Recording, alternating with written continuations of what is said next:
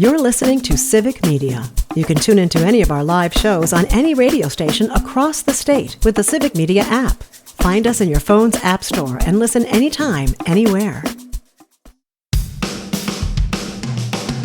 From the rolling bluffs of the Driftless region to the pristine shorelines of Superior in Michigan, from the Northwoods to the Kettle Moraine, Civic Media broadcasts across all of Wisconsin for all of Wisconsin. Take a trip with us across the radio network to hear from communities throughout the state.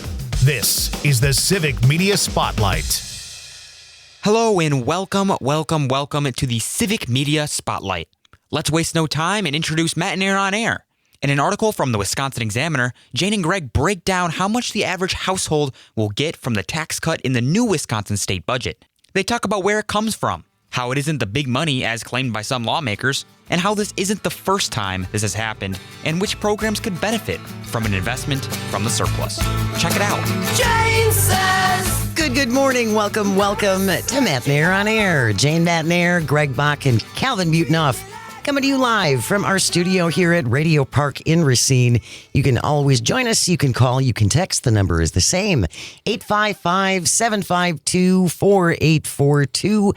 Leave a comment if you're watching on the live stream on Facebook, YouTube, and what used to be Twitter.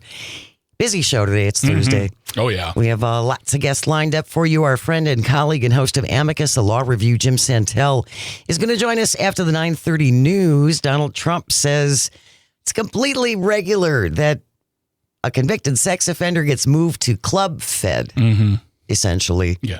Minimum security prison. It's all good. Nothing to see here. Does that really happen with a lot of convicted sex offenders that they get sent to minimum security prisons? Jim Santel, who used to be a U.S. attorney and is still an acting attorney, he knows the law. We're lawyer adjacent. Jim will explain whether or not, of course, this just happens every day. I'm thinking no. I truly have no idea. I don't want to say anything. I don't want to incriminate myself. Also, I just don't want to look stupid. Just take the fifth. Exactly. Next hour, a little weather and wine with Brittany Merlot, Civic Media's meteorologist. We have very hot weather coming in. We might get some rain, I guess thunderstorms a little bit later on this afternoon. And then I think it's going to be a steamy weekend. So Brittany will join us for that, a little update. And then we're going to talk about our boys.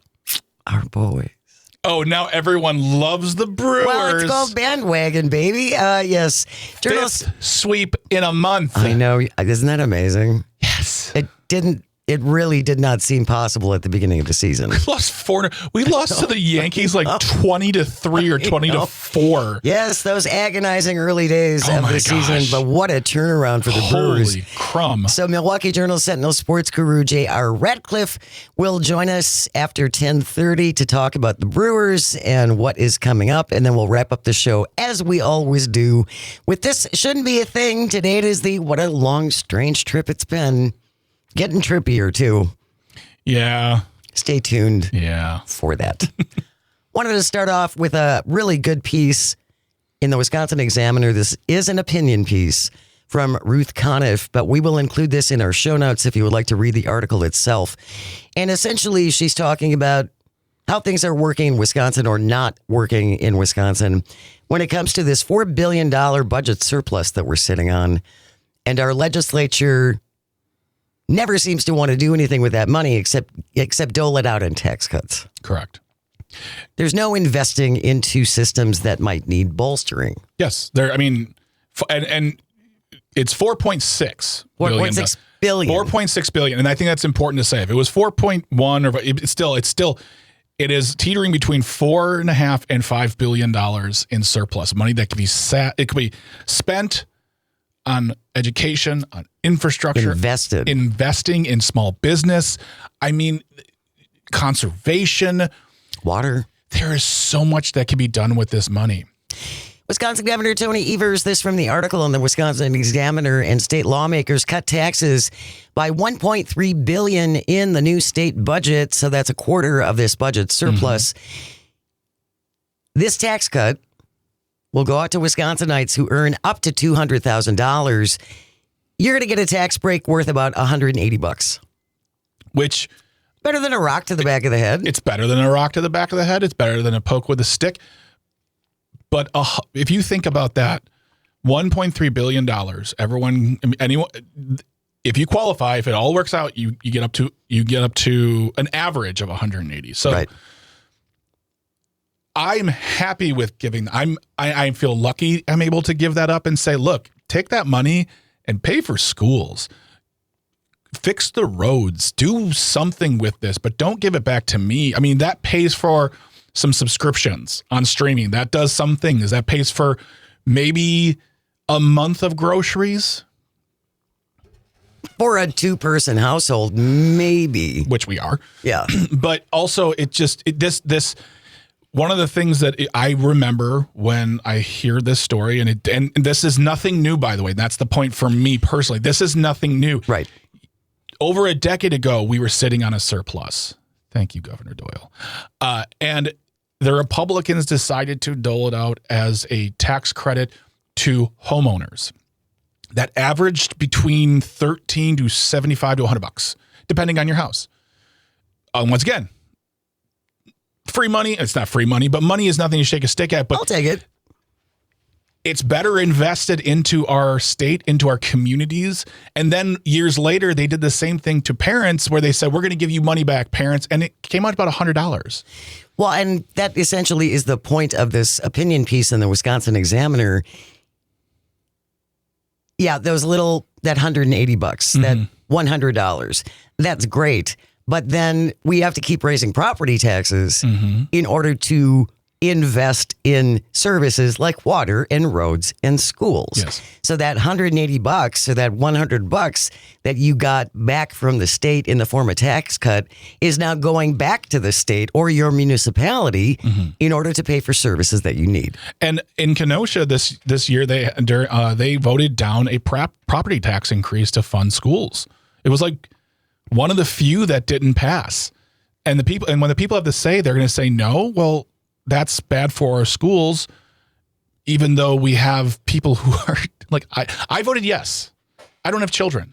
I don't have children in school. And you were still willing to pay more. I was still willing to pay more because I know that our schools can benefit from that. But people, if they have the choice and they say no, then that comes down and that the community has said no, then they're up a creek and they're not going to be able to fund certain things. But meanwhile, there is a literal pile of money in Madison. And they're going to say, let's chop a fourth of that off and give it back to the people. And the overarching problem for me is that they don't care how much goes back to the people because that homeowner's tax credit that came through was $13 to $75 per household. If you owned a home, by the way. Right. If you rented, you got nothing. Yeah, that was not that. Didn't do you any good. That doesn't matter to them. What matters is that to them is they get to say, we gave you a tax break.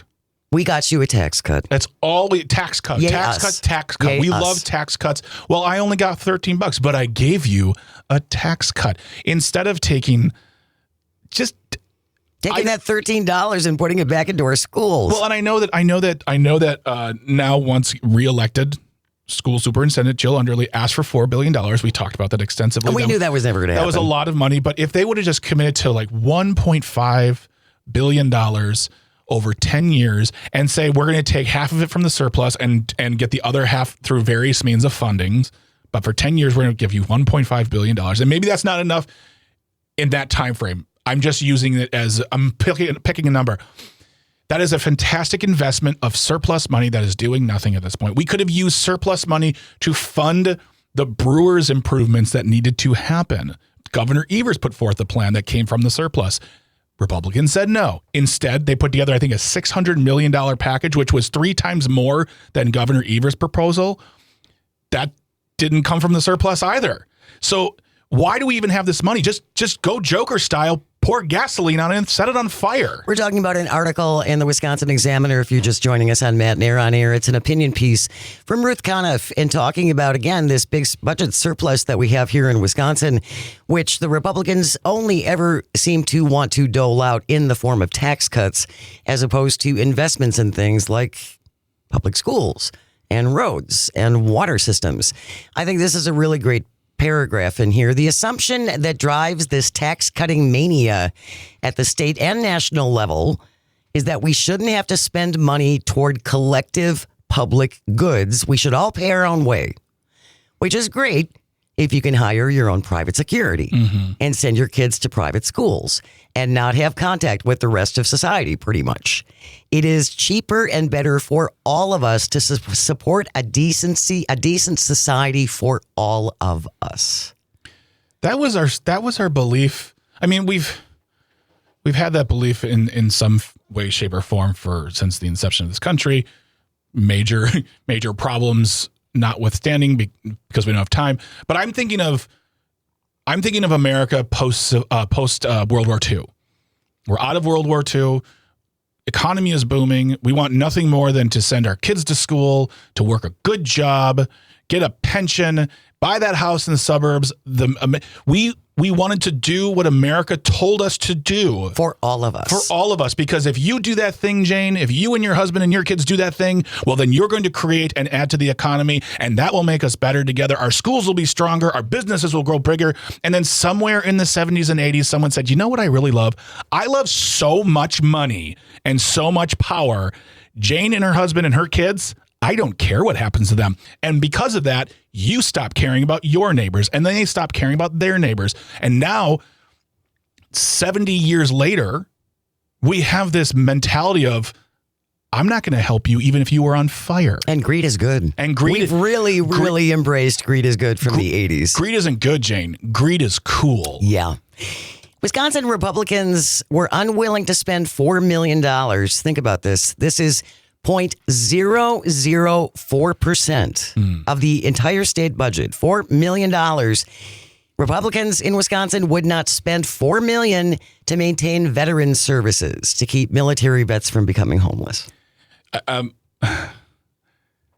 To those people out there who don't like us, and trust me, I know, you get on the live stream and you email us. We know you don't like us. I'm at the point now where I'm going to start telling you, you don't get to say you care about vets. Because time and time again, the Republican Party and Democrats don't do much better. Yes. But the Republican Party actively denies vets their benefits, their access. They deny them the honor they deserve and the services they have earned through fighting for our country or just serving for our country. It is ridiculous. It is offensive. Anytime they vote against veterans' needs or interests, I don't understand how they get to stand up with an American flag pin and go, we need to remember the troops. Well, but again, there's a lot of lip service I will say on both sides. Yes, absolutely. Not only for our veterans, but for law enforcement as well. I think they use them when it's useful. But I think we can agree that Republicans at this point now use them more. Well, and I think we go back to Mike Johnson and the House Republicans still refusing to put up this plaque honoring the Capitol police officers who protected our lawmakers on January 6th.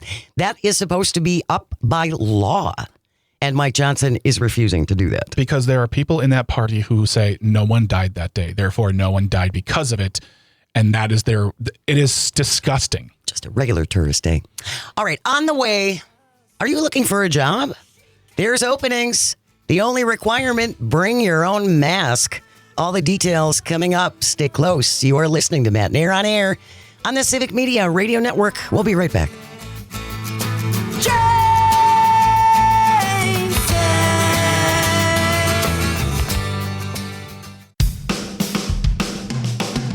Matenaer on Air is part of the Civic Media Radio Network and airs on select Civic Media stations weekday mornings from 9 to 11. To learn more about this show and all of the Civic Media programming, check out the website at civicmedia.us/shows.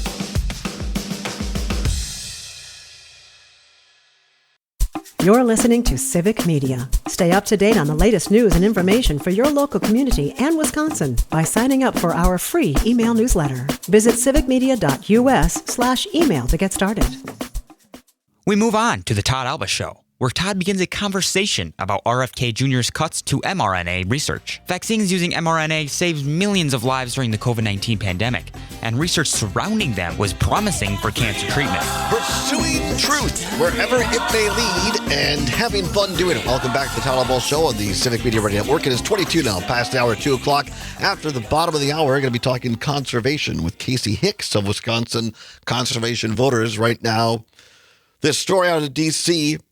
yesterday, RFK Jr. announcing that they're going to defund by $500 million, the Trump administration, the work on mRNA vaccines, which is partially credited towards, I should say largely credited, towards helping the COVID vaccine get developed in record time. Jerome Adams, father, physician, author of Crisis and Chaos, Purdue University Distinguished Professor, former IN Health Commissioner, and 20th U.S. Surgeon General. Jerome Adams knows his stuff. Tweeted this out last night. I've tried to be objective and non-alarmist in response to current HHS actions. But quite frankly, this move is going to cost lives. mRNA technology has uses that go far beyond vaccines. And the vaccine they helped develop in record time is credited with saving millions. Just to make sure I'm keeping myself honest with myself and you all, the facts about 14 million people being saved, an estimate by HHS, how it relates to cancer is this. Again, for the medical community, we're fairly close to being able to effectively treat cancer with mRNA, and this will be a huge setback. To be blunt, people you care about will die of cancer because of this decision, unquote. So I'll make sure I'm clear on that the 14 million lives were people that were not necessarily with cancer now, but were for other causes, but they're using, again, the offshoot of the research that goes into the mRNA vaccines, and they're very close to actually being able to treat cancer with byproducts from this. And so by killing the project, undoubtedly, people with cancer in the future are going to die because this won't be available. 855-752-4842. Let's go quickly to the phone lines. Wisco Paul, thanks for calling. What say you? Hey, good afternoon, Todd. You're correct about Trump. The first COVID, they did a good job with that, or a lot more people would have died. But his president administration, especially JFK here, it's for lack of other words, this is insane. My dad died of cancer, and if anything comes along other than that, well, it would have been great to cure that also. The bottom line is, for lack of other words, this is insane and people are going to die. Thanks for the heads up, Todd. Yeah, thanks, Wisco. No, I appreciate it. And again, to clarify my own feelings on this, I think Wisco and I are on the same page. Look, I'm not a Trump fan. People that watch or listen to this show know that. But I also feel in giving people their due when they do something well, and whether you want to credit Trump or I credit the people that he had around him in his first term, which were, in my opinion, smarter than the current iteration of Trump folks in the White House. But the folks in the White House the first term were at least smart enough to say, look, let's use what we have here to develop this vaccine. I'm not letting Trump off the hook for other things. I'm just saying, hey, in that one moment, as my granddad who died of cancer was fond of saying on the farm, even a blind squirrel finds a nut once in a while. 855-752-4842. Kurt in Madison. Kurt, just a couple of minutes left. What say you? First, I'd like to say this isn't my opinion. This is stated by professionals, including the family, that he is mentally ill. This guy is not right. And others know, everybody surrounds this guy knows he's not right in the head. Yet they're not saying anything, which makes them all the way up to Trump, complicit in the fallout from this. Second is I guarantee that our allies and European nations are going to be working fast and furious on keeping these mRNA vaccines current. Mm-hmm. And when the next thing hits, like bird flu, and something will hit, we'll be the last in line to get whatever they have left or what they have available, because we've burned all of our bridges. Yeah. So we're in severe danger, and I'm just appalled that it's not being hammered like crazy in all the networks and saying this guy's going to get us killed. Yeah. Thanks, Kurt. Appreciate the call. Appreciate the call. I'm glad Kurt brought up the Trump has problems mental health wise. I just want to clarify my own position as someone who has a dad who's going through dementia right now. Because a lot of people say, well, he's got dementia. I'm no doctor. I'm not going to diagnose Trump or anybody else. Based on my own family experience, I just don't see Donald Trump exhibiting symptoms of dementia. I think he has other real mental health issues. I just don't think it's dementia. 855-752-4842. Let's try to get Mark from the Prairie to Sac in quickly. Mark, thanks for calling. What say you? Well, I think Kurt was saying that it's RFK that's got the mental health. Oh, I see it. Mental health Got issues. It. Okay. And this is just horrific because I see these St. Jude commercials all the time. And what this research do for those children, curing these children of cancer, for goodness sakes? Mm-hmm. And has been said before, I mean, the cures that we are waiting for. But the bottom line is these people don't even believe in. They don't believe in social distancing. They don't believe in wearing masks, even if another pandemic hits. And we're in a world of hurt there because that's what saved us the last time. Kept that down is a little bit of social distancing, and actually having shut down operations for a time to avoid the kind of catastrophe that awaits us if another pandemic hits, and we don't reverse this utter nonsense. Thanks, Mark. Appreciate the call as always. Gene and Eau Claire, hang on the line. You're coming up after we do a little business with Pam Yonke in the Midwest Farm Report, because guess what? Casey Hicks Summers is here in hour 2. So we'll continue this discussion of RFK Jr., Trump, and find out what else Trump's got a bug for late night. We'll explain after this on the Civic Media Radio Network.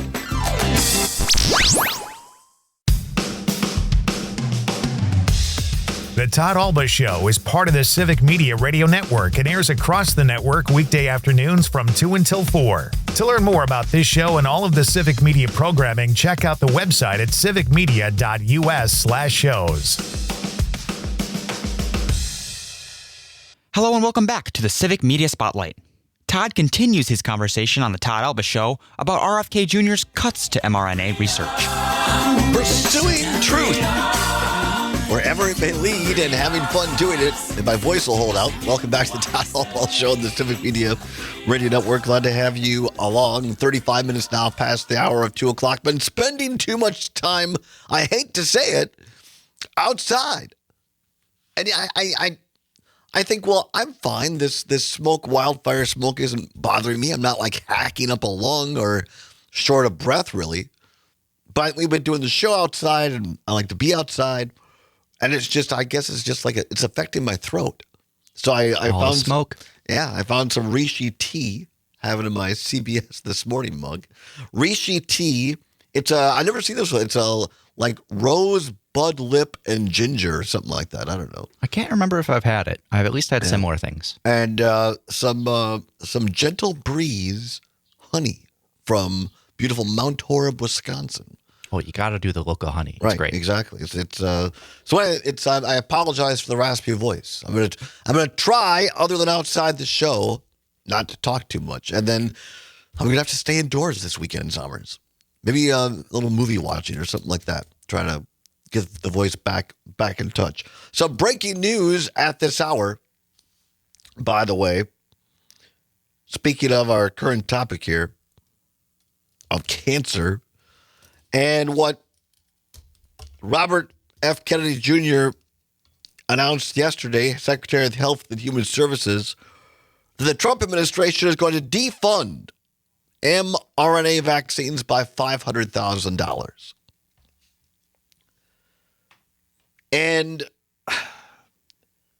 again, I've known too many people that have died of cancer. I've known too many people that have battled cancer and won. It doesn't discriminate. Doesn't discriminate on money, social, economic class, race. Cancer doesn't care, as they say. It affects all of us in some way, shape, or form, unfortunately. A reminder of that across the wires at this hour. By the way, somebody told me I shouldn't say that because it's an old term. Old terms are fun. Old terms are fun. But all seriousness, across the news desk at this hour, courtesy of CBS, Brandon Blackstock, probably a name that doesn't mean much to many people, or at least when you say the name Brandon Blackstock, a talent manager who was the ex-husband of pop star Kelly Clarkson, has died of cancer. According to a family representative confirming to CBS News, he was only 48 years old. Quote, "It is with great sadness that we share the news that Brandon Blackstock has passed away. Brandon bravely battled cancer for more than 3 years. He passed away peacefully and was surrounded by family. We thank you for your thoughts and prayers and ask everyone to respect the family's privacy during this difficult time," unquote, according to a family statement. Clarkson postponed her Las Vegas residency for the remainder of her August studio session dates today, saying on social media that Blackstone had been ill. I guess she put that out yesterday right before he died. Pardon me. Clarkson said, "While I normally keep my personal life private, this past year my children's father has been ill, and at this moment I need to be fully present for them." The two have 2 children together. It's just a sad and tragic but important reminder, again, that all that money, all that prestige, all that power doesn't keep you from getting cancer. And in this case, didn't keep him alive. And again, the closer to home reminder is being in Richland Center and their great organization, Greater Richland Area Cancer Elimination Event, raising over $28,000 or close to it, a radio auction alone. There's going to be many more $1,000 raised in the Richland Center area tomorrow night during the walk. And this event is unique to Richland Center, but it doesn't matter whether you're in Ashland or Green Bay, Wauwatosa, Platteville, Amory, Wausau, all these wonderful communities around the state. Somebody somewhere is raising money for cancer as a group, or when they hear their friend or family or neighbor has cancer. The woman up in Butternut with Jane and Greg and I said it best. You don't ask the stupid question, what happened? You show up with a casserole in one hand and cash in the other. That's how you do it in Wisconsin. And you help your neighbor. And all people in Wisconsin are kind of asking is, just don't hinder us. And now the Trump administration announcing they're cutting $500 million for mRNA research. And according to the medical professionals that I quoted before the break, are getting very close, because that's the thing. I'm not smart enough to understand all the nuances of medical technology. I am smart enough to understand this, that oftentimes in medical research, you start going down a rabbit hole, my terms, a medical rabbit hole, and you're, oh, holy cow. Not only can we kind of use this to what we thought it would be used for, but holy smokes, look at this. We could also use this to help something else. And the something else in this case, according to medical professionals, are getting very close to treating many types of cancers with mRNA vaccine offshoot technology. And now this program is gone. And thereby reasonable to say that millions of people will die because this program is being cut off. 855-752-4842, 855-752-4842. Is the cut worth playing, Zommers, the RFK, a little bit of it, or is it just nonsense? I don't know. I haven't heard All right, it. let's, well, here's RFK with part of this announcement tomorrow. I'll give you a minute or so of it. Here we go. Here's RFK. Hi, it's Robert F. Kennedy Jr. here, your HHS secretary. At HHS, we have a division called the Biomedical Advanced Research and Development Authority, or BARDA. BARDA drives some of our most advanced scientific research. It funds developments of vaccines, drugs, diagnostics, and other tools to fight emerging diseases and national health threats. Over the past few weeks, BARDA reviewed 22 mRNA vaccine development investments and began canceling them. Let me explain why. Most of these shots are for flu or COVID, but as the pandemic showed us, mRNA vaccines don't perform well against viruses that infect the upper respiratory tract. Here's the problem.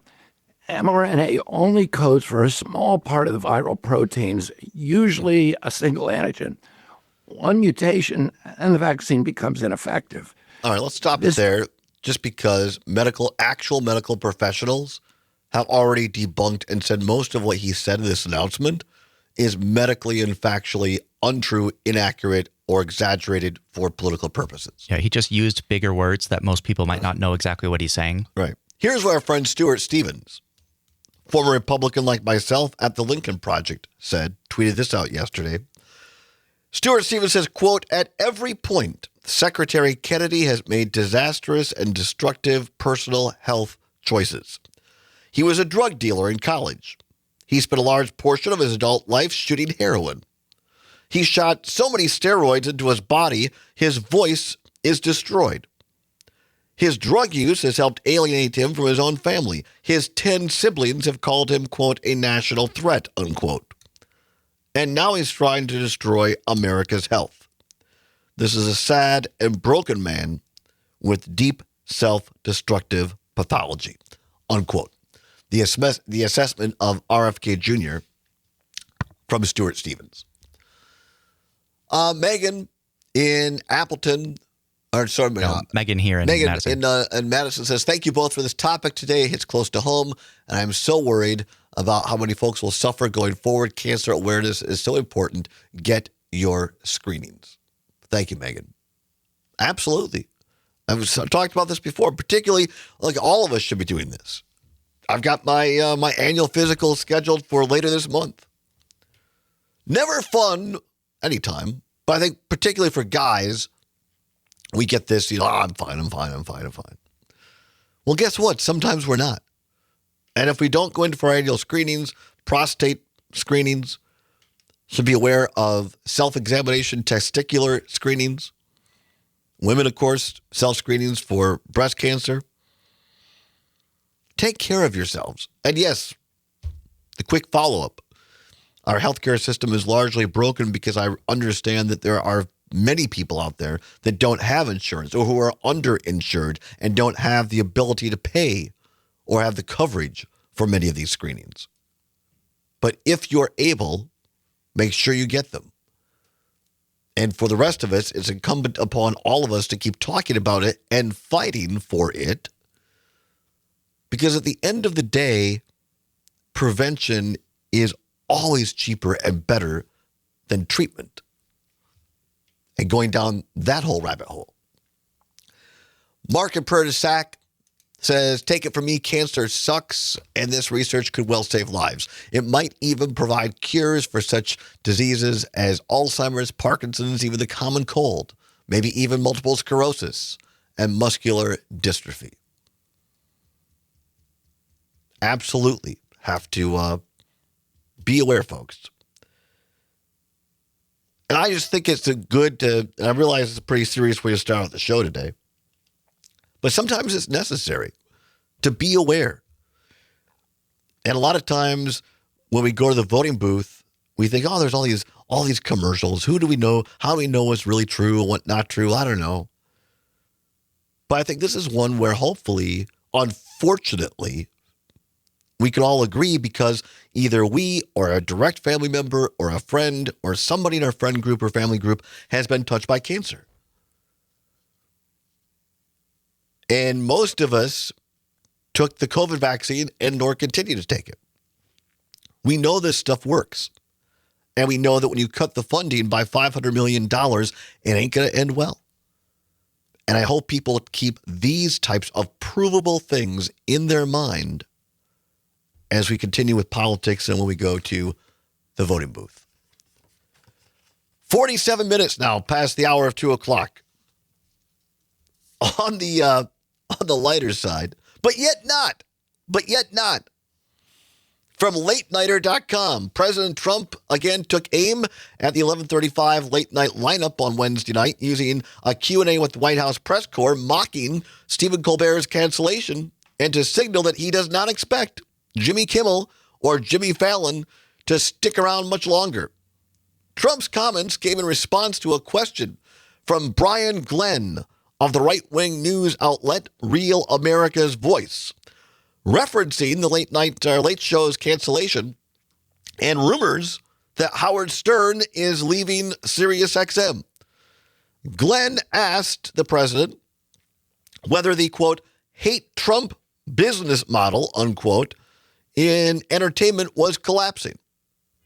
Going to come back and let you hear it in Trump's own words and discuss it a bit because, again, it's goofy in one way, but it's also serious in another. By the way, we've talked about this, Paramount Plus Global, Paramount, or the parent company of CBS News. The deal closed earlier today. They are now owned by Skydance, thanks to that little $16 million paid to Donald Trump. Back with more after this. It's the Allbaugh Show on the Civic Media Radio Network.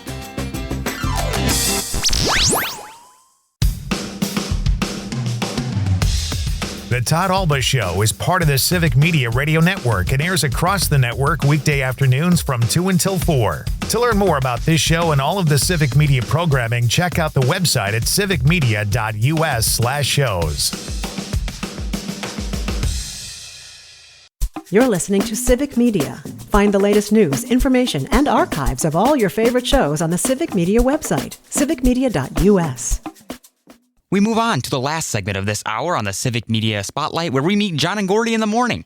In this segment, John and Gordy talk with Mike McCabe, author of Miracles Across County Q, as well as an executive director of the Wisconsin Democracy Campaign, about farmers losing their labor force because of immigration due to the Ag Bill. They mention how many farmers are filing for bankruptcy and the reasons behind the madness. Gotta get on that good foot one of these days. WMDX, it's John and Gordy in the morning on a beautiful day in Madison, the capital city, a block away from the Capitol on State Street. Visit us sometimes if you can. It's hazy out there today, highs in the mid-80s, 7:52. Back for a few more minutes here with Mike McCabe. We've got a text here from Megan in Sun Prairie. Boomers may have made some wonderful changes to the world, but they also pulled the ladder up behind them. That's the issue. Newer generations can't get a word in edgewise, and they've lost all hope and being able to do so. And, you know, I see that all the time, and we're hearing about that all the time, that, you know, many pulled up that ladder behind them, and generations now are having a very difficult time buying homes, getting cars, being able to afford an apartment. Getting a steady it's beyond job. them. Yeah. Even a steady job. Right. It's the gig, economy now. No question. The boomers brought about a lot of social change, a lot of social equality. Yeah. Didn't do so well on economic equality. And I guess I wouldn't say that the boomers all pulled the ladder up behind them. Right. But they allowed the ladder to be pulled up behind them. Yeah. A few at the very top did the pulling. Yeah. The billionaire class. They did the pulling, but the baby boom generation didn't do a good enough job of preventing that. And so economic equality was not one among the boomers' great achievements. And now we have really grotesque economic inequality in this country. That's right. You talked about Adam Smith, the invisible hand of capitalism. Why? Yeah, that invisible hand keeps giving us all the finger. yes, it does. And in relation to the ag bill that is kind of in limbo forever at this point, no one's bringing it up. I'm surprised that farmers throughout the country aren't angry and bitter about this. I mean, they're losing their labor force because of immigration, and now the ag bill is completely invisible to this administration. They're not talking about it at all. They're a little distracted while they're filing bankruptcy. Yeah. People probably haven't heard, but there has been a recent spike in farm bankruptcies in this country, a pretty dramatic percentage increase. Wow. And that's on top of what happened over the past several decades, where 4 million farmers were put out of business by changing U.S. agriculture policy. 4 million farmers were put out of business. We always talk about the 500 farms that were going out of business in Wisconsin. The thing that aggravates me, coming from a farming background, is that so often people say, well, farmers just weren't farming smart enough, or they couldn't compete, or they kind of blamed the farmers, when in fact it was really savage policy that put them out of business. And I write about the contrast between the U.S. farm economy and the Canadian farm economy. Yeah. In Canada, farm bankruptcies are so rare that they don't even they don't even measure them anymore because they don't even have an ongoing statistic for them because they are so exceedingly rare. And here it's something of an epidemic, and it's because they have a sensible supply management system that we used to have that kept our farm economy stable and kept those 4 million farmers in business. Why did that go away? Yeah, why? Because big agribusiness wanted it to go away. They wanted fewer farmers who were operating on a much bigger scale, who were dependent on them for seed, for chemical fertilizers, for chemical pesticides. And they also wanted a glut. They wanted to subsidize overproduction. So we went from modulating the food supply to keep farmers in business and keep prices reasonable for consumers. Mm-hmm. That's what Canada does to this day. Yes. We went to a system that still subsidizes. They marketed it as, let's wean farmers from government assistance. Let's wean them from subsidies. Farming is as heavily subsidized today as it ever has been, but now they subsidize overproduction because they wanted a glut of corn and soybeans so that they could then turning some of that into things like fuel and sweeteners, high fructose corn syrup, right? Thank you, Boomer. Thanks for that. And you know, and so they consciously wanted that glut, and they also wanted that glut so they could dump cheap food on foreign markets and commandeer their farm economies. Yeah. And they put foreign countries' farm economies on ice and put a whole bunch of people out of business there so that they could take over those markets and become supermarket to the world. Well, I have to interject That was here. conscious policy. I'm wondering exactly what the tariff policies are doing as far as, our commodities going over there tariff-free. Are we going to disrupt their markets? We've been disrupting their markets. Even more so. Yeah. I mean, they were protecting their markets. Right. I don't know if those protections have gone down or been taken away through the EU agreement that they have for tariffs. I don't know that. I can't believe that no one's writing about that. Right. Because every market has to protect their farmers, their economies, and they rely on them. Yeah, we can't let down. I mean, we can't let them down. We can't flood their market. In public policy, we let the Monsantos of the world, the ADMs, the Cargills, we let them dictate agricultural policy. Yeah. And we're now reaping that harvest. Yeah. And it's a bitter harvest because we've got 4 million farmers who've been put out of business. We still are seeing a surge in farm bankruptcies to this day.